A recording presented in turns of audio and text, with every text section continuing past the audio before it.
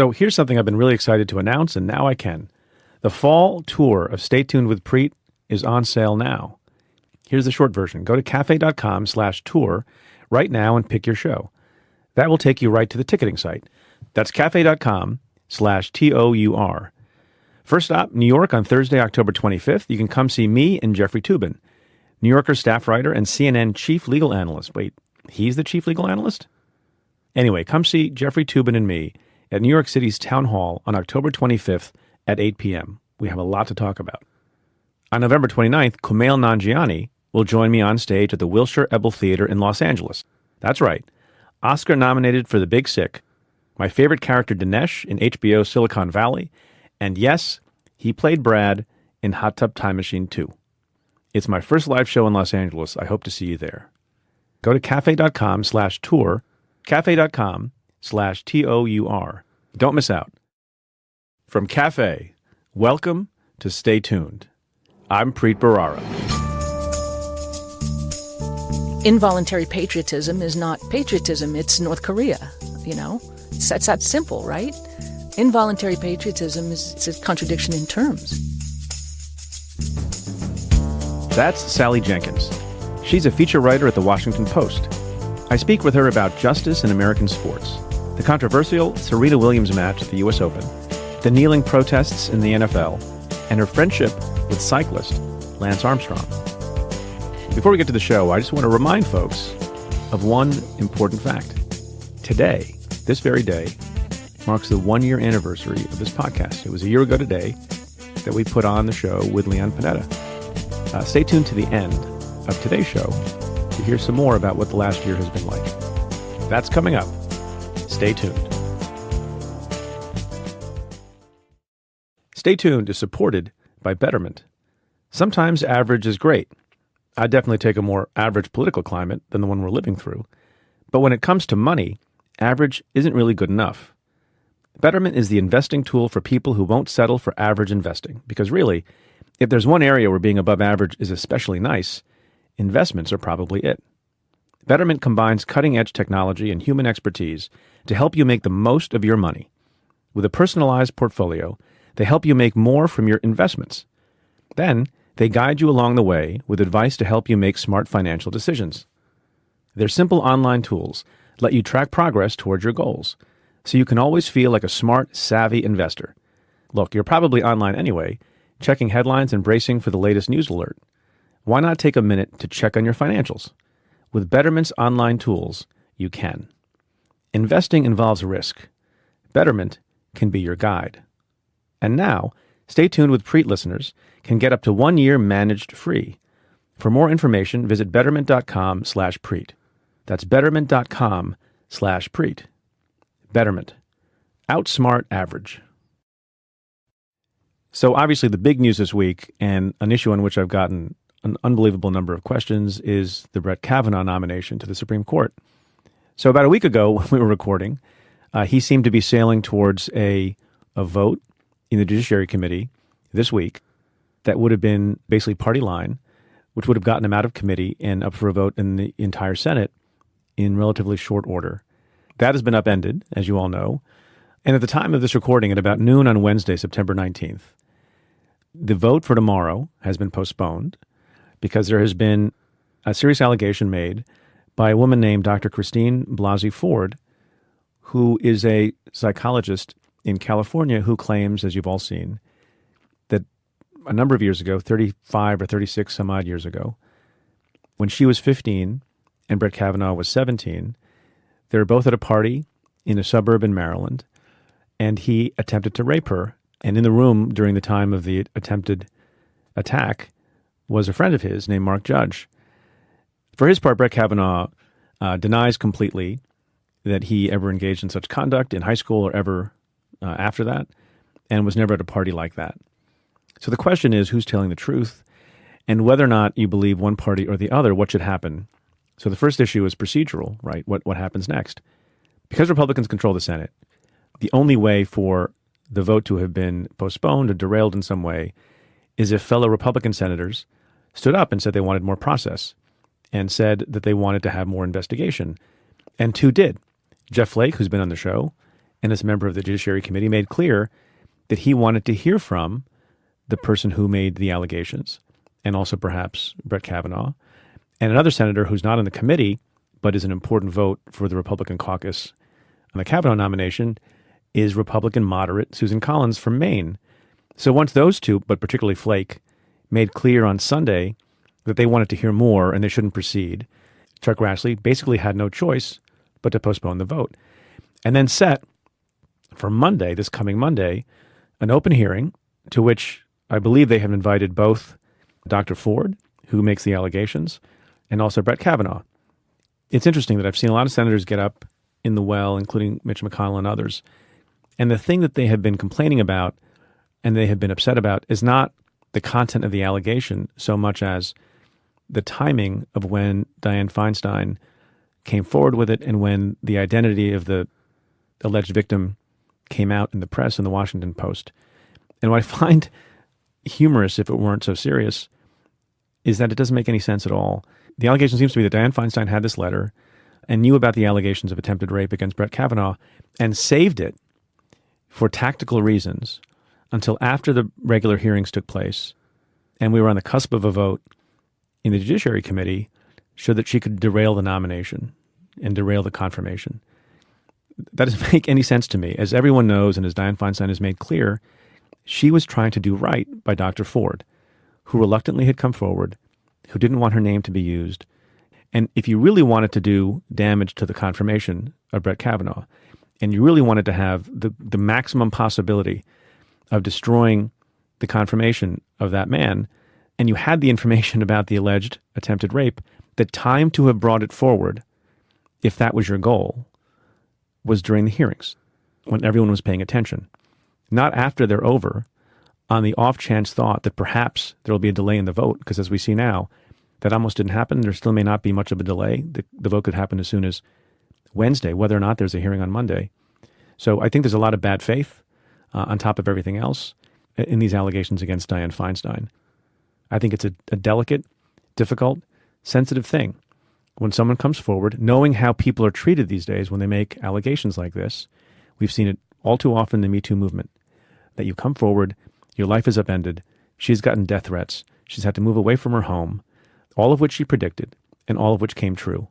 And so when someone is trying to, in the interim, before trying to persuade someone to put their name to an allegation, I think it's appropriate, fair, and honorable that she kept the identity secret. And when it otherwise leaked out, well, then that's when the rubber meets the road.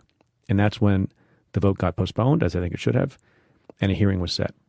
As of this recording, it sounds like she's not coming on Monday, although she has not, as far as I've seen, definitively ruled it out. And the basis that she and her lawyer have given is that they would like, before they come forward and before she goes under oath to testify, they would like the FBI to conduct its own investigation. So what senators are asking for, at least on one side, is that the FBI take a look at the allegations, interview the appropriate people for purposes of determining whether or not it's true that bears on the fitness of this person to be on the Supreme Court. For them to do that, it's my understanding that the president has to direct them to do so. And the president, oddly, Donald Trump, has said, well, the FBI doesn't do that. And it seems a little nutty to me, because since when does Donald Trump let the FBI direct matters as opposed to the other way around? So it seems as of noon today we're at an impasse, that Dr. Ford will not come testify unless there's first some investigation done by the FBI, so some facts are brought to bear. Now remember, as should be obvious to everyone, this is not one of those things that's unprecedented. It's not without any precedent. There is a precedent. It was Anita Hill making sexual misconduct allegations against then nominee Clarence Thomas back in 1991. And back then, before the Me Too movement, before there were greater numbers of women in the Senate, and one would hope before there was greater sensitivity to and acknowledgement of the rights of women and the belief people should have in credible accusations being made, even back then, what happened was Clarence Thomas testified before the Senate Judiciary Committee, and then these allegations came out after that, just like we have here with Dr. Ford. And Joe Biden, who was the chair of the Judiciary Committee, reopened the hearings. And there was another hearing, like we're talking about for this Monday. But in between the allegations being made by Anita Hill And the second hearing, at which both Anita Hill, the person making the allegations, and the nominee testified, guess what happened? There was an investigation. Guess who did it? It was the FBI. You know, the FBI is the most professional law enforcement organization that I know, and I work with them very closely for a lot of years. And I feel that they're being politicized again. I think everyone, whatever side you're on, whatever you think of the ideology of Brett Kavanaugh, the allegation is a serious one. It has credibility attached to it, even if you don't fully buy it, and that everyone should want to get to the truth. There's no reason why senators from both sides of the aisle and the American public shouldn't become satisfied that the fullest inquiry possible has been made. Look, on the Republican side, they don't want to be derailed. There is the desire to have someone of a particular view on the Supreme Court, and Brett Kavanaugh seems to fit the bill. But there's another thing going on, too. There's another dynamic here, right? The election is coming up. And although it seems likely that Republicans will win in November and keep the Senate, there is a decent possibility that that won't happen. And that if they don't get Kavanaugh confirmed in relatively short order, maybe Democrats will control the Senate, and they will do to the next nominee or to this nominee what Republicans did to Merrick Garland. So there's a lot at stake here, but I think it will depend on the individual judgments and reputations of certain senators, like McConnell, like Susan Collins from Maine, like Lisa Murkowski from Alaska, and from Jeff Flake, who sits on the Judiciary Committee from Arizona. I'm loath to predict what's going to happen in the next few days, but I will say that I think the FBI should do its investigation. Dr. Ford should come testify. Brett Kavanaugh should come testify again. People should ask their questions and then make their own judgments. Now, at the end of the day, there may not be any full certainty as to what is true and what is not. And so the question, I guess, arises, how is a senator supposed to make his or her decision on how to vote? What's the standard that has to be met with respect to this allegation? I want to remind people of something. It's not a court of law. This is not a trial about whether or not the crime of attempted rape was committed. It is not subject to a beyond a reasonable doubt standard that we have under the Constitution in this country. People already have some reasons that they want to support Brett Kavanaugh no matter what. Other people have reasons why they don't want to support Brett Kavanaugh because they think that he's not right for the court, because they think he's been misleading about a number of other issues during his hearings, as Ron Klain pointed out when he was here a short time ago. And so for them, the question is not, do you believe absolutely 100% that the allegations are true? It's whether or not they think that the additional allegation is credible enough that it gives them further doubt. And I think it's okay to have this standard. A senator is entitled to vote his or her own conscience on the issue. So we'll see what happens. Next question comes from Rennick04, who writes, really enjoy the podcast. What, if anything, have you gleaned from the recent Manafort plea deal? I feel like the noose is getting tighter around this corrupt administration. Well, I don't know if it's getting tighter around the administration. It's certainly getting tighter around Paul Manafort and everyone else who comes within the crosshairs of the Mueller investigation. It seems to me that time after time after time, whether you're Michael Flynn or George Papadopoulos or Paul Manafort, that your best option is to surrender quickly. And Paul Manafort is an object lesson in, I think, not particularly good lawyering, not particularly good strategy. If at the end of the day, he was going to give it up and cooperate and give the prosecution information, the best time to have done that would have been to have been remorseful at the beginning and plead at the beginning and give up the information at the beginning. And it seemed like the Manafort was trying to game things out. And he got convicted at trial, which shows the public that, a neutral jury that even had on it people who were supporters of the president found proof beyond a reasonable doubt to convict him on a number of counts. He had another trial pending, and in between those two trials decided to cooperate and plead guilty. So the prosecutors have the best trophy you could possibly have in a case. You have both a conviction, an open proceeding with a conviction by a jury, and you also have an admission of guilt in the form of a plea by the defendant. That's a very rare thing. And now they have information that they can use against other folks. So my sense is that Manafort is providing substantial assistance because otherwise the prosecutors would not have accepted his cooperation after having in their pocket a guilty conviction on a number of counts. And so you can expect charges against other people. I'm not saying who they might be because I don't know. But you can expect that they would have only agreed to accept his cooperation if there are other people against whom they can bring charges up the food chain or at least lateral to him. The funny thing is, in answering your questions, if we'd been taping this podcast just a few days ago on Saturday, we probably would have spent all our time talking about Paul Manafort. But news moves at the speed of light, and within days we're talking about the Kavanaugh confirmation, and maybe next week there'll be something else. But keep your eye on the ball and remember that these cases are going to keep coming, that the idea that Donald Trump's lawyers suggested last year that the Mueller investigation will be wrapped up imminently or before Thanksgiving or before the end of 2017 was nonsense, is nonsense. There's a lot still yet to come. My guest this week is Sally Jenkins. She writes about sports as a feature writer at The Washington Post. She also covers other things, including, as you'll hear, U.S. attorneys. We talk about justice and fairness in American sports. And one of the reasons I asked her to be on the show was she wrote what was pretty much the definitive, immediate, viral article about the final in the U.S. Open a couple of weeks ago, where Serena Williams had a fairly controversial run-in with the chair umpire. We also talk about Colin Kaepernick and the NFL protests around police brutality, the NFL's own brutality problems, and Sally's friendship with cyclist Lance Armstrong, who went from darling to villain when his doping was revealed. That's coming up. Stay tuned.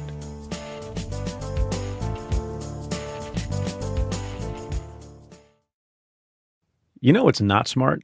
So many things. Lying to federal investigators, picking fights on Twitter, eating bad pizza. And another not-so-smart thing? The way hiring used to be. Job sites that overwhelm you with tons of the wrong resumes. Read the right resumes with ZipRecruiter. And now more than ever, we all know the importance of surrounding yourself with the best people. Now there's a smarter way at ZipRecruiter.com/Preet. ZipRecruiter's powerful matching technology finds the right people for you and actively invites them to apply. It's no wonder that ZipRecruiter is rated #1 by employers in the U.S. That rating comes from hiring sites on Trustpilot with over 1,000 reviews. And right now, my listeners can try ZipRecruiter for free at ZipRecruiter.com/Preet. That's ZipRecruiter.com/PREET. Stay tuned to Supported by SimpliSafe. SimpliSafe is home security done right. And here's what I love about SimpliSafe. They are ready for anything. If a storm takes out your power, SimpliSafe is ready. If an intruder cuts your phone line, SimpliSafe is ready. If they destroy your keypad or siren, SimpliSafe will still get you the help you need. And look, maybe it's overkill. Maybe you don't need to be ready for every worst-case scenario. But SimpliSafe is always ready, just in case. That's what makes it great. SimpliSafe is a smart home alarm system that's easy to set up and easy to use. You choose the features, hardware, and service that's right for you. Now, SimpliSafe could cost an arm and a leg. Maybe it should, but it doesn't. It's just $14.99 a month. No contracts, no hidden fees. SimpliSafe has gotten an A+ rating with the Better Business Bureau for 10 years running, and they have over 40,000 5-star reviews online. That's more than I have. So go today to SimpliSafe.com/Preet. That's SimpliSafe.com/Preet. Sally Jenkins, thank you so much for being on the show. Thanks for having me. So this is a little bit different. You're the first sort of person from the world of sports, a sports writer, to be on the show. But I want to mention to the audience that you and I have met before. And the first time that we met was in my office when I was U.S. attorney. And you were the one asking the questions. But it was in March of 2015. And you wrote in the Washington Post, a fairly thorough, I thought pretty fair, profile of me as a U.S. attorney. And you wrote the following. And so I think your prose is excellent. Very good mastery of the language. So you described me like this. The most powerful prosecutor in the country, the U.S. Attorney for the Southern District of New York, occupies a 4-square chamber flooded with relentless government ceiling light, which makes his charcoal suit all the darker, and his white shirt, so stiff it could pour itself a glass of water, all the whiter. Okay, so how the hell does a shirt pour itself a glass of water? Could you explain the metaphor? Because I've been trying to understand. I get it. It sounds cool. I felt like but that doesn't make any sense. I felt like your shirt could have stood up on its own and walked across the room. So why don't you tell the audience, how stiff is my shirt today? You're very relaxed. The minute I walked in, I told you. I said, you've lost 10 years since you stopped being a prosecutor. Very rock and roll. All right, well, let's rock and roll then. So The other thing that I wanted to mention that I want to blame you for is, we became friendly after meeting, and I had some thoughts about writing a book, and you've written a number of books, and you encouraged me to do it. And so I did. So I want to say I will never forgive you. That's right, because writing is breaking rocks with a shovel, really. It's difficult. So first of all, congratulations. Thank you. Well, it's not, it's not published yet. I'm not done editing it. But as I told you when we first brought this up, I'll read that book. I mean, oh, I hope so. That's why I'm counting on it. And if all the guests of the show read the book, it's like 40 books I get to sell. It's pretty good, right? It's more than zero. And you're right about a lot of things, not just sports. Is sports inherently easier to interest people in because the nature of it is interesting? I think so. It's a highly emotional, volatile subject for people, as the Serena Williams match demonstrated. I mean, that's probably one of the best read things I've ever written at any level, book or magazine or newspaper. A couple million people read that piece. In real time. In real time, yeah. So, yeah, it's easier to immediately engage people on something they're already feeling pretty hot about. The engine's already running pretty hot in the first place. Why was a sports columnist assigned to write a profile of the U.S. attorney? Because it was my idea, first of all. It was? It was. I write a lot of things outside of sports. I've written political profiles over the years for the Washington Post. So it wasn't because of my perceived tremendous athleticism? It was because of your perceived... Because I thought that's what it was. I live in New York, for one thing, even though I work for the Washington Post. So you were at the time and remain a very intriguing figure. Oh, nice with the remain. I saw that. You edited yourself in real time. You were. And still are. It was a very definitive past tense usage. I saw it. And then you added the parenthetical. I did. Look, I don't care. Very adroitly, it's fine. I might add. It's fine. It's fine. But I want you to know that I totally caught it. Very nimbly. Yes. It was an athletic move. No. All right. And once again, maybe in the future, I'll be interesting. But today, you're the interesting one. And so let's talk about that match. So it was the U.S. Open. It was the final. And it was Serena Williams, who's won many times in many different venues. And she's playing the relatively unknown Naomi Osaka. And before we get to what happened in the match, I want to talk about the writing of this piece that you put together. What made you write that piece so immediately and so quickly? Were you hot about it? Or you just thought it was interesting? First of all, I thought it was unique and unprecedented in my personal experience to see a Grand Slam final end the way that it did. So that's news. And I called the office immediately and said, I think I have to write, don't you? And they were like, well, we'd love it if you would. So I started typing. It took about 90 minutes probably. So let's set the stage. So Serena Williams is in the final with Naomi Osaka. Serena Williams gets beaten pretty badly in the first set, right? She's down 6-2, and now it's the second set. And there were a series of calls made by the chair ump, Carlos Ramos. 3 in particular that resulted in a fairly harsh penalty against Serena. Tell us what those were. So it begins when he calls her for coaching, which is a pretty ticky-tacky technical call to make. Coaching is a subject in tennis that has been debated for a long, long time. It's something that is called disproportionately against women, actually. Men don't get called for it nearly as much. What's the violation? So the rules are fairly incoherent, actually. In women's tennis, you can be coached at certain stages of the match, but not at others. The rules are different in men's tennis. In a Grand Slam final, the rule is basically no coaching in a Grand Slam final. But it's a scrambled egg policy, basically, to start with. Her coach did try to signal something from the box.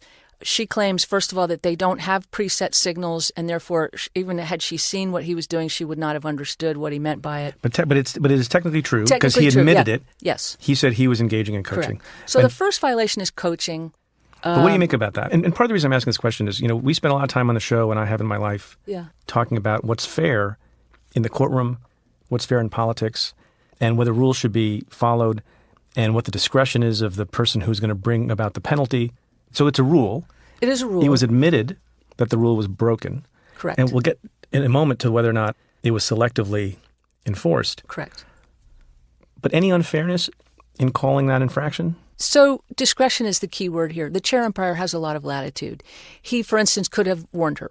He could have leaned down from the chair and said, hey, your guy's trying to signal you. Tell him to knock it off, right? I mean, that's one option that he had. He's a known stickler. He called it. I saw Alan Dershowitz on television talking about this, one of those rare occasions he wasn't defending the legal strategy of Donald Trump. And he said, and I know it kind of sat with me a little bit, that the unfairness of the calling of coaching was similar in the law if you imposed a penalty on a client for an infraction by the lawyer. Correct. And it was the coach who was engaging in the bad conduct, and a harm should not have been visited on the player. Do you agree with that? I do agree with that, and Billie Jean King said that very thing. It's part of the problem with the way the rule is written is that the player absorbs the penalty for something that the coach is doing. That Serena Williams in the middle of a Grand Slam final has no control over the people in her box, right? Okay, so the first thing happens. Yes. Okay, then the second thing happens. What's that? So the second thing happens, and he has to call this. She breaks her racket. Cut and dried. No real discretion there, although, chair umpires have an enormous amount of latitude. There are some chair umpires who might have issued a warning rather than what they call a code conduct violation. So she breaks her racket. That's 2 strikes, essentially. What we're working up to is a third strike. Right. And the significance of the third strike is? The significance of the third strike is that it's a mandatory deduction of a full game. So when she breaks her racket, it's the second violation. He deducts a point. Because he's already called her for coaching, it's a second strike against her, and therefore it deducts a point. And so now she's had a point taken from her in a critical game, in a critical stage of the match. Now, Serena Williams has come back. She's a notorious slow starter. She's come back from a set down in more Grand Slam finals than we could probably count on 4 hands. This is part of what she does. She fuels herself competitively with a certain amount of competitive anger. And so now what he's done is he's walked her up to the edge of a cliff. And it's the third call although I have a arguably, problem with. Serena walked herself up a little bit because she broke the racket and her coach did the thing, right? Correct. I don't condone her conduct across the board, and I don't think anybody does, and I don't think she defends her conduct across the board. It's the third call that Carlos Ramos makes that is really where he had the most latitude and the most discretion, and he makes the strangest call of the match. And it happens to be the one call that, in my mind, an umpire or an official or a sentencing judge or a prosecutor really doesn't make. This is what takes the entire match situation from a normal skirmish between athlete and chair umpire or athlete and referee and tips it over into the truly unprecedented, ugliest situation I've ever seen in a Grand Slam tournament, and I've covered a number of them. Which is what? So Serena Williams does what? Serena Williams is arguing with him. There's no audible obscenity, which is a rule.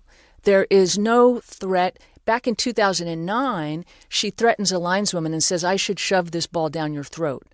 I wrote it in 2009. She should have been suspended for that. So you think that merely calling, because I think she called him a thief. Right. She said, "You stole a point from me." Stole a point, and I think called him a thief. Yeah. You're a thief. You stole a point from me. There was no profanity. There's no profanity. And there was no threat. suggestion of having them swallow a piece of sports equipment. Exactly. She's arguing in a fairly controlled, for at least from my point of view, watching it at home with the rest of the TV audience, where you could hear every word. The people in the arena couldn't hear actually what was going down on the court. But at home, watching on television, you actually could hear every word she was saying. Right. And what's your demeanor during this time? And we'll talk about this because I think it's interesting whether there's a double standard. Yeah, angry. Between men and women. Mm-hmm. Argumentative, strident. Would you use the word emotional? Certainly. But you also, I think, use the word controlled. Controlled. And that makes a difference. Yes. I mean, she was very careful, for instance, not to use foul language and not to use threatening language. She'd been in this situation before. In 2009, when she was a younger player with a lot less self-command, she had behaved really brutally, in a brutally ugly fashion. And I think has worked pretty hard to get a grip on that sort of behavior on the court. But again, technically, he was within his rights to call it. I don't think he was within his right to call her. What he calls her for, he calls her for verbal abuse, which, first of all, is an incredibly vague term anyway. But it's in the rule. There is a rule against verbal abuse. Right. It seems to me there's a lot of problems with these rules. Yeah, we're talking about in a pretty archaic rule book anyway. Verbal abuse, I didn't hear anything abusive in what she was saying. I just didn't. But it's supposed to be an objective standard of abuse. Like if he felt abused, part of what you wrote is that the chair ump decided to make it about himself. And I've seen that in courtrooms too, where a defense lawyer is making an argument and for some reason the judge thinks, many judges would not find it offensive. A particular judge is maybe sensitive about it, finds it offensive, and begins to rule against one side, which I think is unfair, but it is within the discretion of that judge. So was it incumbent on the judge, in this case the chair ump, to control himself? Or, knowing the stakes and being the professional athlete, maybe the best in the sport that we've ever seen, up to her to control herself? I think nobody likes it when a judge of any sort inserts themselves into a situation where things appear to be working themselves out. No member of the audience and no competitor wants the final score to be determined by the guy in the striped shirt or the person in the blazer sitting in a chair 10 feet above the action on the court. Or like the Supreme Court with a presidential election. Or a judge in a Paul Manafort's trial, okay? Right. People were a little uncomfortable with the way the Virginia judge kept inserting himself, right? Right. So, that's a great analogy, right? When you feel that someone is tilting the floor, particularly when a judge is tilting the floor, that chair umpire tilted the court, okay? So it's difficult now to know whether Naomi Osaka was going to beat Serena Williams in 2 straight sets and win the U.S. Open Championship because this judge dropped a game and a point on her side of the court. This is one of the great philosophical debates in sports. Do you call the foul in the final second of the NCAA championship game or the NBA final?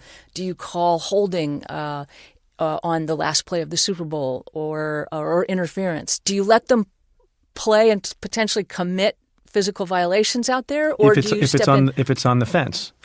In the case of a clear and serious violation in any sport or in the real world, outside of sports, you call it. What you're saying is, I think, there's more of a debate about whether or not, in a close situation, do you become the deciding factor? Right. Do you become the deciding factor? And so a lot of times audiences get very frustrated, or sports writers, or whomever, or particularly competitors, get very frustrated when a ref or a chair umpire calls something that could be called at any stage of the game. Again, you go back to common violations that early in the game are not decisive factors, but in the final 30 seconds obviously create an unequal situation. Right, like Jim Comey sending the letter 9 days before. So we're going to exhaust, by the way, all the parallels between Serena Williams and sentencing and everything else that's going on in the world. So here's what it looked like to me. So what happens when Carlos Ramos calls that third code conduct violation and slaps an entire game penalty on her, basically six the third strike on her, says 3 strikes, you're out, basically game, set, match over, I'm taking the entire U.S. Open away from you. So what that looks like to me and a bunch of other people is, you get pulled over for speeding and you wind up in handcuffs in a jail cell. Okay. It feels like an incredibly disproportionate sentence in comparison to the offense. But is it so? Just to push back a little bit and figure out what the principles are here. Serena was down. She lost the first set. And I know you say that she's one of the greatest comeback players of all time. But she was only down a further game. In other words, was the breaking point for her? She could have come back and won the entire match if it had remained 3-2, I think it was. Or because this one additional game was taken away from her, then it was game over. Or is it a combination of that and what this did to her mental state? So I think it was the combination. I think it was the 3 code conduct violations in a row, which were incredibly disruptive, I think, to both players and the audience. But also, again, it's the stage of the match. It was it was the confluence of about 3 or 4 different factors that I think were so upsetting to the audience, to her, to Osaka. Right. You mentioned the audience a few times. Mm-hmm. And should an umpire in this situation step back a little bit and let the players play because it's entertainment only? Or does it need to be as principled and rule-oriented as any other thing we engage in? Well, I think that's a great question, and I think the answer is the former. I think that understanding context, situational awareness is really critical for umpires and referees, and I think the really good ones in the game understand exactly who they are and where they are. And part of my issue with the way Carlos Ramos umpired that match was that he had no situational awareness, absolutely no sense of time and context. And, really, there was a significant cost to both players, even though it is sport. Athletes are incredibly ephemeral creatures. They only get a few cracks at all-time greatness, at U.S. Open finals. So there was a real sense that he had deprived both players of something quite important, even though it is just a tennis match. there was $3.5 million at stake. Yeah. So there's a certain amount of, you want a certain amount of justice there. More importantly, for Naomi Osaka, it was her debut as a Grand Slam champion, and it's really kind of forever marred. What level of blame do you put on Serena Williams? Oh, plenty. But again, it's the disproportion that is distressing in the situation. Then what did you make? So then the game is awarded to Osaka, and Serena gets very upset. Describe what she did. She calls for the tournament supervisor, which she had every right to do. The tournament supervisor can overturn the decision of the chair umpire. In this case, they didn't. So you think the chair abused his authority? I think he overstepped, and I think he overreached, and I think he wasn't going to be spoken to that way. And I think he let his emotions get the better of him. And look, your job in that situation is to warn her, which is what most chair umpires would have done. They would have said, careful, you've got 2 code conduct violations. Don't make me give you a third one, because then I'll have to take a game away from you.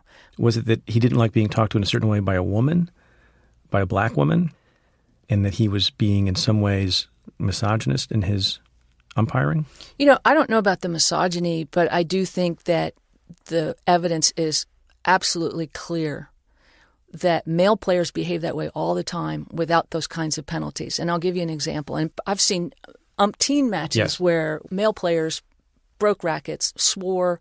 In one instance, probably the worst instance I ever covered, and I really like Andre Agassi, and he's grown into just a wonderful man, and he outgrew this incident. But he was playing a match against Peter Korda at the U.S. Open, and he FU'd the umpire, called him an SOB, and then spit at him on the changeover and played on without penalty. No penalty. In fact, the chair umpire tried to penalize him. Agassi called for the tournament supervisor. The tournament supervisor came out and overturned the chair umpire and basically let Agassi play on in the match. He was the biggest star in the men's game. But you know what? Everyone does it. It's not an honorable defense. Certainly not. And it's a little bit of what people refer to as whataboutism. So you're caught. I loathe. I loathe whataboutism. Yeah. Isn't this a little bit of that? No. Here's why. Because if you look statistically at the number of times any player, male or female, has been penalized an entire game. You mean that huge penalty? That huge penalty. That Serena Williams got? Yeah. Once in 3,500 matches. One other time in 3,500 tennis matches. You can't find people to have tried to analyze statistically whether women get penalized like this more than men. The fact is, nobody gets penalized the way she did. Nobody. So, what that suggests to me is there was a clear bias on the part of this chair umpire. It was an unprecedented penalty. Do you think this chair ump should continue to be in the game? I do. I don't think you throw this guy out of the game. No, I'm saying I think he committed a real disservice, and I think he let his bias get the best of him on the court. Now, what sort of bias it is, it could have been purely personal. I happen to think it was bias towards women behaving that way on a court because he's presided over other matches where he didn't penalize Rafa Nadal for a full game, and Rafa Nadal came after him verbally. Said, Rafa Nadal told him at the French Open, you'll never sit in the chair in another one of my matches, which is almost verbatim one of the things Serena Williams said to him in the U.S. Open final. So then the match ends, and it's chaos, and everyone's upset. So then they come out for the ceremony. Why don't you describe the scene? Well, essentially, you've got both players distraught and in tears. The crowd is livid. The loser and the winner. The loser and the winner are both crying. The crowd is booing. The boos are raining down on the court. Right. And Osaka is waiting for her chance to speak because first Serena speaks, and Naomi has her visor, which she pushes down, and she's wiping tears away, even though she has just done the most extraordinary thing of her entire life, of her entire career, maybe the most extraordinary thing she will ever do, and the moment's ruined for her. The moment is ruined for her because of the intensity of the anger and the emotion in the arena from the crowd. No one wanted to see it end that way. Look, that moment is so complex and so loaded because Osaka is sick because she didn't want to win a match that way. She didn't want anything given to her. She wanted to beat Serena Williams in the U.S. Open final. Serena Williams is sick at what's been taken away from her, but I think also probably, I presume, fairly sickened that she's helped ruin this moment for this great new young player. The crowd is sick for both players and furious at the chair umpire for having created the situation in the first place. I mean, tennis is a fairly undemonstrative, is a very hushed sport. So that level of noise and emotion was pretty extraordinary. But then what happens? Well, and Serena Williams puts her arm around Naomi Osaka and leans over and says, "I'm very proud of you. They're not booing you." And then she also tells the crowd, "No more booing. This is her moment. Let's make this the best moment we can for her." And no official and no announcer was going to get a grip on that crowd. Serena Williams at that moment is the only person who can do it, and she knows that. And I think took responsibility for herself in that moment and did exactly the right thing. My last question to you on this match. What was the angry reaction to your article? The people who were upset with your view, what was Because it hits a nerve. I think the match itself hit a nerve. People respond in intensely emotional ways to sporting events. They're trigger events, sports events, because when you root for somebody, part of what you're rooting for is you want to be right. Okay, you don't want to be wrong about them. So the stakes get a little high rooting for sports figures or sports teams. There have been a million psychological studies that show that people take the successes and failures of their sports teams or sports figures as very personal successes and failures. It's about your judgment, right? But the second part of it is, Serena Williams provokes real discussion. She has set out actively, sought the platform to provoke discussion about gender and race. And it makes people uncomfortable, it makes them defensive, and it makes them resentful sometimes. Is it appropriate for her to do that? Or is it up to each individual person? It's up to each individual person. It's not inappropriate. Billie Jean King chose to do it. Arthur Ashe chose to do it. LeBron James has made a whole different range of social activist choices than Michael Jordan did. Some athletes do and some athletes don't. And it's not incumbent. I asked Billie Jean King that question once. I said, are athletes supposed to be activists? Do they have a responsibility? And she said, no, it's a choice. She said, I wanted it. I wanted to be that. But I would never impose that on an athlete who didn't feel comfortable with it. So that's a great segue to talk about football. Yes. And kneeling during the anthem and Colin Kaepernick. And you've written about this. And a preliminary question which you address is, why does it make people so crazy? The issue of somebody protesting in a particular way. And you have said, with respect, I think, to the Colin Kaepernick controversy and his decision to protest not the anthem, not the flag, but police brutality and inequality in various sectors of the country. And you have said that in part it's because people view that as a denial of American exceptionalism. What does that mean? Well, it's interesting because the NFL on Sundays has become a form of civil religion. You can find a whole lot more people in this country at football games on Sunday than in church. Right. And the NFL has quite actively sought to wrap themselves in the flag. And also there's a certain amount of wrapping themselves in a religious-like fervor. But is that based on adherence to religion, or is that about money? Well, it's both. I mean, it's not pure artifice, but they did set out to wrap themselves in the flag during the 1960s. Pete Rozelle even said, they basically were going to turn themselves into, this sort of patriotic institution in the middle of the Vietnam War. What was really pretty craven about the whole thing was that NFL owners were protecting their players and their financial investments in their players by helping them stay out of the draft. They were funneling them into National Guard units, local National Guard units. If you went to Green Bay, Wisconsin, and you're a young man trying to get into your National Guard unit as opposed to getting shipped out to Vietnam, you couldn't get in because it was full of Green Bay Packers. Right. Same thing in Dallas. Right. Okay. The Dallas Cowboys filled up all the National Guard units. So, in fact, it became a bit of a scandal. Life magazine did an expose on it. The NFL has had this coming for quite a long time. Why the NFL as opposed to Major League Baseball or the NBA? Was it just a particular decision They've that been could more, have been made by any sport? They've been more aggressive in marketing themselves that way. You know, football is a war without death game. Look, Not always without death. Not always without death. In fact, particularly in the Victorian era. So, I mean, I've written an entire book about this subject called The Real All-Americans. The birth of American football follows closely on the closing of the frontier and the end of the Indian Wars. I mean, basically, college football is essentially founded about 6 months after Little Bighorn. The frontier is closed, the transcontinental railroad is finished, and there's really nothing else left to conquer. The wilderness is conquered, right? And there's this fear in Victorian America that American men are becoming feminized and over-civilized. There was a fear, and we have it today, by the way. It governs a lot of how we look at philosophically at sports. There is this neuroses, American neuroses, this fear that the human body is being outstripped by our technology. And when that happens, we get a little funny about our sports in this country. So this controversy about the kneeling during the anthem, what's interesting about that in part is I feel like a lot of people assume that it's always been that way, that the players come on the field during the anthem. Players only started coming out on the field during the national anthem in 2009, I 2009. think it was. Yeah. So not even 10 years ago. So there was a moment in the 60s where Pete Rozelle, I think for one of the Super Bowls, basically sent a memo that said, you know, I want everybody standing on the sidelines with their helmet under their arm, standing at attention. But that's fairly brief. As soon as every game becomes televised, they didn't want the audience watching the national anthem before NFL games. They wanted them watching commercials. I mean, the anthem wasn't even televised particularly. It's only when the NFL makes a deal with the Pentagon to start using the NFL as a marketing vehicle for the U.S. military that you start getting the anthemizing of the NFL. Do we do too much of that at baseball games too?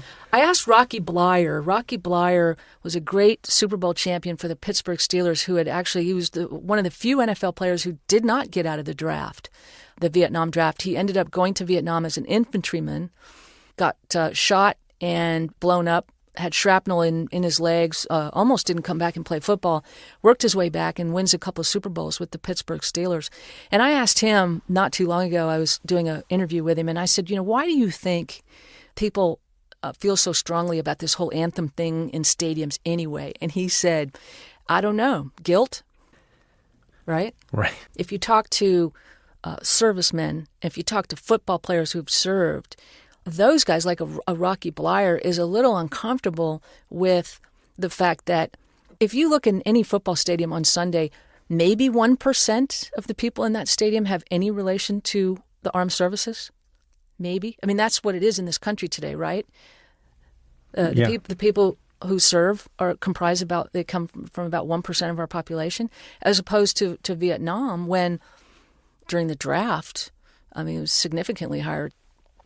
American families had personal relationships to servicemen during the Vietnam era, and we don't anymore, and that's a fact. And so that's a weird neuroses to me. You know, what is this thing that we are doing as an audience that we are so captivated by this issue with the flag and service? If you look at NFL players, I've studied the NFL player population for their relationship. The league is loaded with guys whose parents served, who have brothers or sisters serving. Some of them married women who've served. I mean, they actually probably have a stronger relationship to the military personally than the average person. Certainly than you or me. Yeah, right. You know? You use this other phrase to describe what's going on and the pressure to behave in a certain way and not behave in a certain way as enforced patriotism. Is that what you think it is? Involuntary patriotism is not patriotism. It's North Korea, you know? That's simple, right? Involuntary patriotism it's a contradiction in terms. And do you think it's heightened because the president gets involved? Certainly, of course. You look, presidents have gotten involved with football since Teddy Roosevelt. Sure. You know, Woodrow Wilson's wife at one point said it's a good thing that, you know, Princeton won the football game because I don't think Woodrow could have taken, you know, losing a football game and an election. Right. But it's interesting to me how much of this, like just beneath the surface, is about economics. Yes. And about profit. And now we have the issue of Nike. So this whole time people thought Colin Kaepernick, you know, was sacrificing a lot, and I think he has. And then there was a controversy because Nike has this new ad campaign. And a lot of people began burning Nike shoes and saying they were going to boycott. And then it turns out sales spiked by 31%. Yeah. So is this about business or is this about patriotism? Well, they're intertwined when it comes to. That's the American way. Yeah, that's the American way. Exactly. Exactly. Right. Yeah. But it's funny because as I've always thought that Colin Kaepernick's message was incredibly muddled. I applaud him for social activism. I applaud him for giving a lot of money to causes he believes in. That part of this to me stemmed from an imprecision of language. The NFL players who are still wanting to kneel on the sidelines, they get infuriated when they say it's not about patriotism, it's not about the anthem. And you're like, well, then why are you doing it during the anthem? I mean, the problem here is... But he's not protesting the flag. That's what people get very upset about when they hear the description of this as protesting the flag. How do you resolve that linguistic issue? To me, the players' movement, again, which I applaud and which I defend, but as a language person, I think that they muddled the message initially. I knew what Tommy Smith and John Carlos wanted from the 1968 Olympics. I knew what Muhammad Ali wanted. And when you refer to them, you're talking about people who won medals. Raised black glove fists on the medal, gave up their medal, actually ended up surrendering their medals. They had a very clear written agenda, a set of social justice issues that they had very clearly stated, had very clearly thought out. Muhammad Ali, again, had a very clear set of beliefs and an agenda. Billie Jean King always knew exactly what she was fighting for. I feel like Colin Kaepernick, I personally feel like he has lacked the sort of diamond cutter's clarity that some of those other activists had in terms of reaching people. Well, can that be fixed? Sure. Or is it too late? I think it could be fixed. The message can be fixed? Yeah, but, when's the last time you heard Colin Kaepernick talk? Yeah, a long time. I mean, it's been, a couple years? Yeah, he might sound like Jared Kushner. I have no idea. That's the thing. I haven't heard Colin Kaepernick. I really haven't. Nike told him not to talk. That's an interesting point. I'm not sure. Why not? I really don't know because no one can reach. I mean, it's not a criticism. It's more I'm expressing a certain curiosity about his method. There's a murkiness here that is interesting to me. So how does this get diffused or resolved? Or is it going to be a continuing issue so long as some people think there's something that's wrong in society and worth protesting? We're going to have these two camps that are very polarized into the future? Well, so Colin Kaepernick has a collusion case against the NFL, so we'll have a legal resolution to whether or not he was in fact blacklisted or blackballed from the league. That will be a critical outcome and turning point. At some point, I do think that Kaepernick is going to have to be something more than a cipher that people are projecting onto. He lacks the hard edges that other great athlete activists have had, to me. Okay, I get that. Mm-hmm. Do you think that football will exist in its current form, given documented cases of concussions and other deterioration of people physically after playing the game for a while? Do you think that football will exist in anything like its current form in 50 years?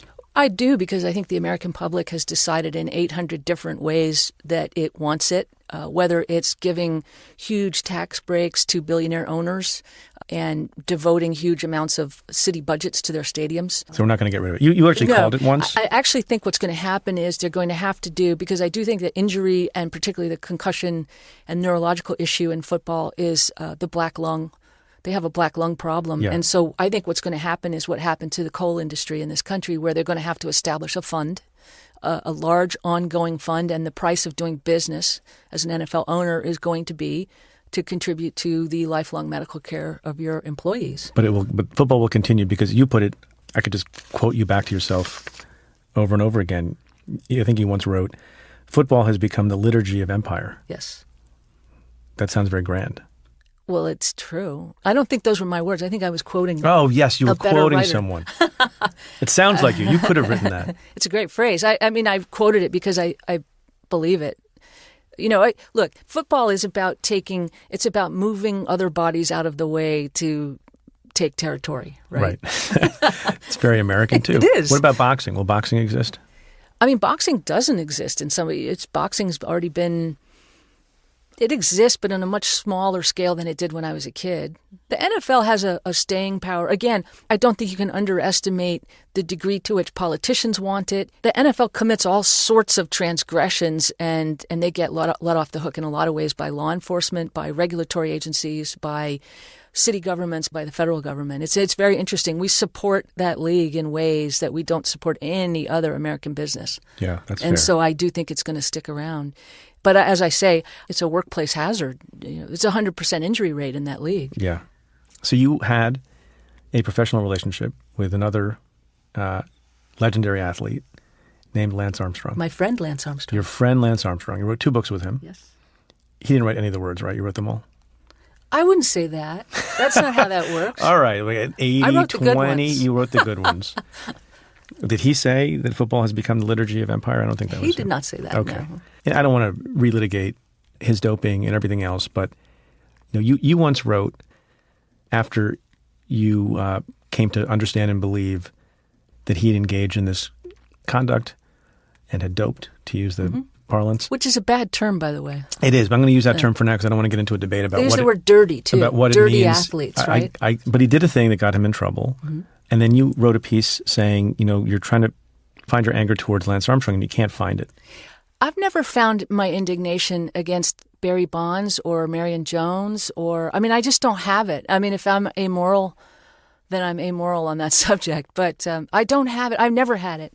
Long before I met Lance, I didn't have it against Marion Jones. But is it because of the nature of that transgression, or because, you don't put them on a pedestal and you look at them for what they have done, either in fighting against cancer or in achieving something in sports that no one has ever achieved before? And so if they had this other thing that they were doing, that doesn't bother you so much. No, what doesn't bother me about it is that I feel like we have, as a society, done a profoundly bad job of working through the philosophy of medicine, doping, performance enhancement. We have, again, as a language person, we've done an incredibly poor job of defining what performance enhancement is, why it's wrong. There was a study in 2016 from some Dutch scientists who gave EPO to some cyclists riding up Mount Ventoux, which is a stage in the Tour de France. They took a bunch of highly trained cyclists and they gave half of them EPO and they gave half of them a placebo. And the riders on the EPO rode actually slower. We actually don't know. The science is shoddy. EPO is erythropoietin, which is a medicine that they give cancer patients to help build their red blood cells back. Athletes have used it to build red blood cells in competition. Right. So we first of all, we've done a really poor job of defining these substances, and the easiest thing for everyone to do is demonize. Well, but let me ask you this, and because I come from a law and order background, and there are rules, and with respect to some things, you can say, well, the rules are not clear, and there's no intentionality. But are you saying, or maybe you're not saying this, that with respect to all the people you mentioned, like Barry Bonds, Lance Armstrong, Marion Jones, with respect to any of them, did they know there was a rule? Sure. And did they knowingly violate the Certainly, rule? of course. So why can't we be upset with them for that? We can. Okay, but you're not. I mean, I think we can be upset with them to the level of making them pariahs of society, Okay, so taking now we're away talking about, millions of dollars and sicking the federal government on them. So now we're talking about quality of punishment. Again, proportionality. Right. What I'm saying is that I don't have the heart to judge an athlete who has one skill and one skill only, is an incredibly ephemeral creature and is using something to recover from an injury or to get back on the bike to ride up another Alp on another day in a 3-week bike race through terrain that car transmissions have a hard time getting up. It's just never made sense to me personally to sort of judge those people as, the worst members of our society. Right. I mean, it just doesn't add up to me. Is part of the problem that we put these people on pedestals? Yes. And so we get incredibly disappointed. We do with Yes. politicians sometimes too.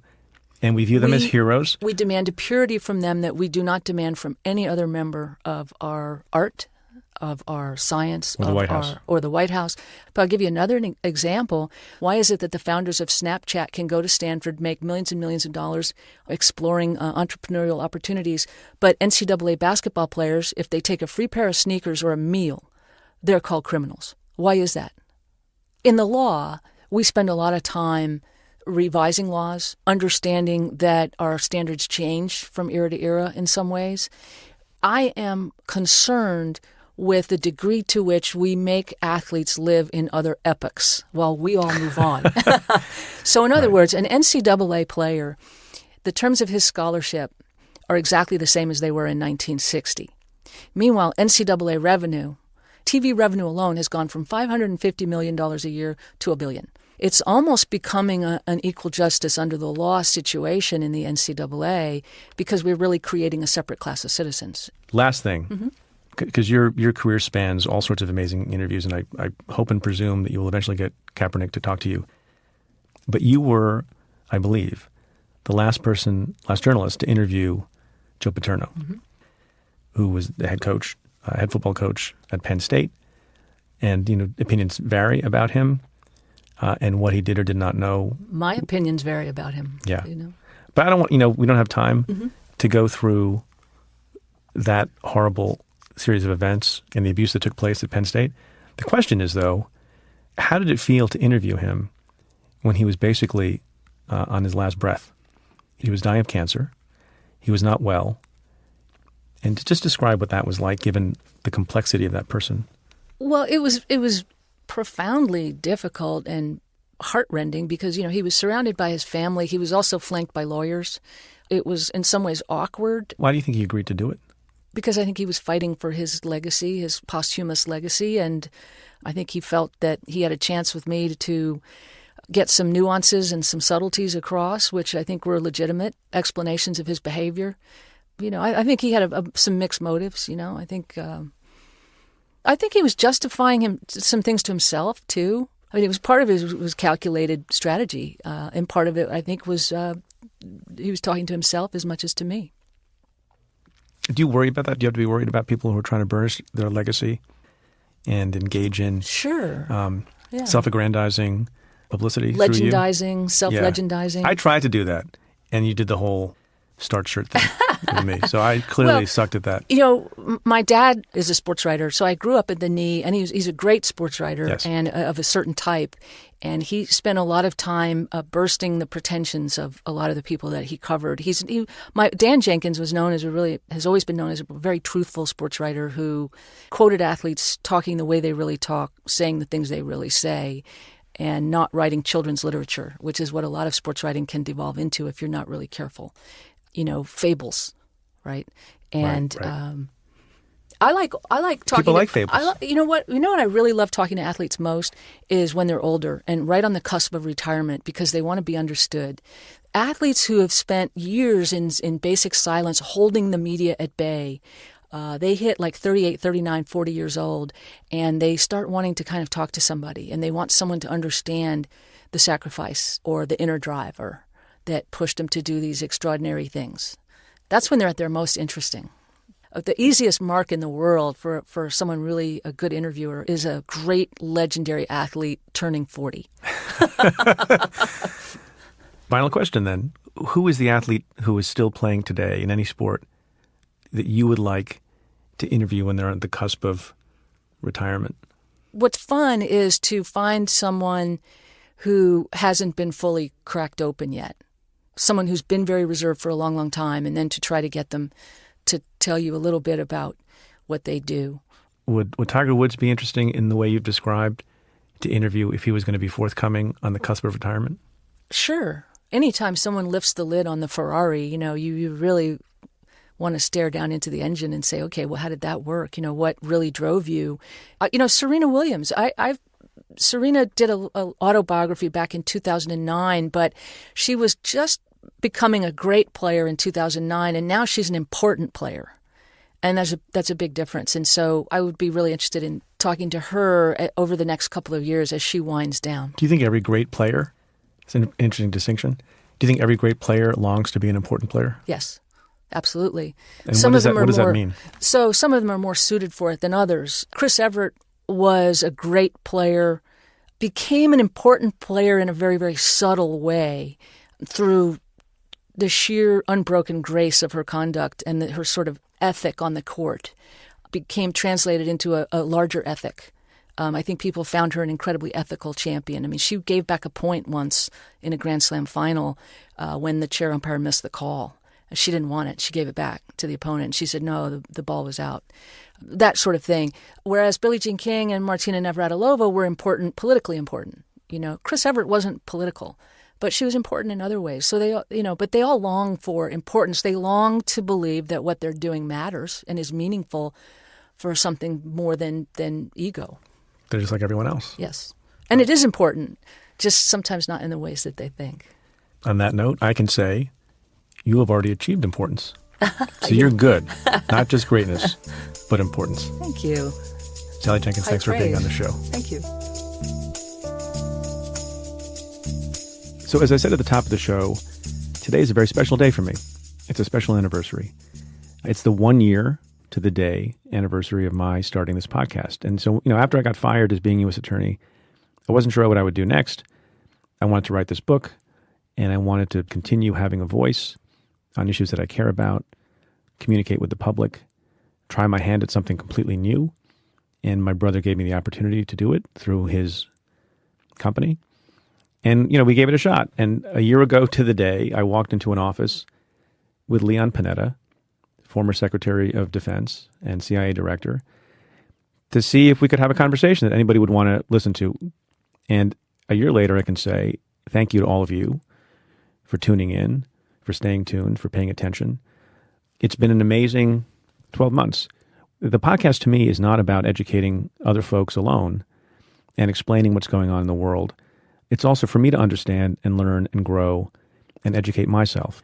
The two things about this that have been the most gratifying have been, one, the opportunity to meet and talk to at some length the most thoughtful, interesting, caring, intelligent people that you can find in basically any field, have them come on the show to talk about what's going on in America. Because I think there's been no time as critical as now to trying to make sense of what's going on. And the best moments that I've had on the podcast have been when I have learned along with you. And there are a lot of times when I'm asking a guest a question that I haven't thought of in advance. I just listen to what they're saying, and hopefully I'm asking the question that popped into your head when someone is talking about Mueller, or someone is talking about criminal justice, or someone is talking about how we deal with foreign policy or Russian intervention in the election. And so it has been, an honor and a pleasure for me to learn along with you. So from time to time, I read the reviews that we get, and sometimes people don't like some things on the show. More often, I'm gratified to say people do like what they hear on the show. I'm going to single out one. So on Twitter, not too long ago, somebody put out a request and said, who on here has helped you the most in processing Trumpism and dealing with friends, family who support it? I'm thinking in terms of emotional well-being. And then a person who I think I've answered a question from before, Cliff Graham. Hey, Cliff, whose handle on Twitter is FishNerd, N-U-R-D, responded as follows. He writes, probably Preet Bharara, for his super soothing delivery of informed, righteous indignation. And then he writes, sounds contradictory, but it's a very real thing. And we all here, you should know, the team that works on Stay Tuned, laughed at that and appreciated it and realized we couldn't have put it any better ourselves. So we aspire to that. I aspire to have a super soothing delivery. I aspire to be informed. And there are occasions when I feel righteous indignation. And that's maybe when the show is at its most compelling. The other thing I want to say is a thank you, not just to the listeners who make this possible, but to the team. At the end of the show every week, I read off a list of names in the credits, and you don't know who they are, and you don't know how special they are. But there are a lot of people who make this work. There are a lot of people who help me sort of develop my voice, people who help me get the guests, people who help me sort through my thoughts over the week, people who are good at picking out the questions that I should answer. And so, when you hear the names at the end, make sure that you appreciate that none of this would be possible, and we would not be doing as well if I didn't have the amazing team both at Cafe and at Pineapple Street Media. One of the folks, the genius behind Pineapple Street Media, is Max Linsky, who comes often, is sitting here right now in the studio, has no idea what I'm about to say, who has often said to me, reminded me on those moments that we're sort of behind schedule, and I'm not sure exactly who our guest is going to be and what we're going to talk about. And Max, who is wise beyond his years, reminds me of something that I used to tell folks in my own office, but you sometimes forget. Make sure you're having fun. And some of the greatest moments that I hope to repeat going forward are not just in the studio, but during the live show.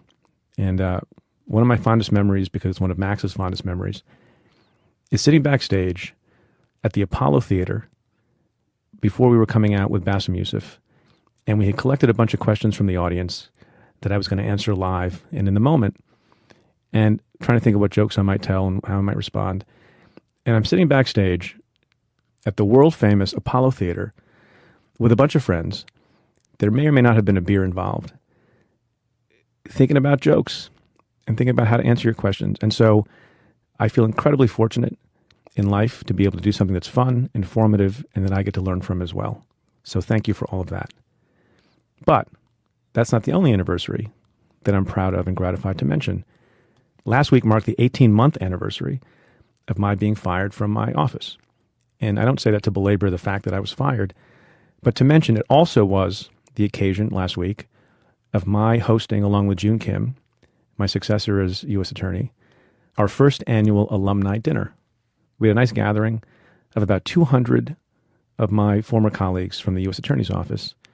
And it was an evening of camaraderie, fun, discussion, war stories, reliving old times. And there may or may not have been a beer involved. And, I told them that when I speak on the podcast, I speak of them often. I think of them often. And I just wanted to mention not only my thanks to the folks in the podcast and to the listeners out there, but to the colleagues who helped make me who I am, who helped teach me what it means to be a public servant, and without whom I wouldn't be here. So when you're as lucky a guy as me, from time to time it's important to say, and I can do this because I have a studio and a microphone, to be thankful. So whatever you guys are doing out there, remember to be thankful for what you have, thankful for the people who listen to you, even if you don't have a podcast, and thankful that you can have fun doing what you're doing. I feel very lucky. Well, that's it for this episode of Stay Tuned. Thanks again to my guest, Sally Jenkins. If you like the show, rate and review it on Apple Podcasts. Every positive review helps new listeners find the show. Here's one from Ken Cosgrove. He calls the show, quote, a common sense approach / analysis to our current political dumpster fire. And Gina Smith, yes, 2 Ginas, says, I had no idea Comic Sans was uncool. Thanks for that. It's news you can use, folks. Send me your questions about news and politics. Tweet them to me at Preet Bharara with the hashtag AskPreet, or give me a call at 669-247-7338.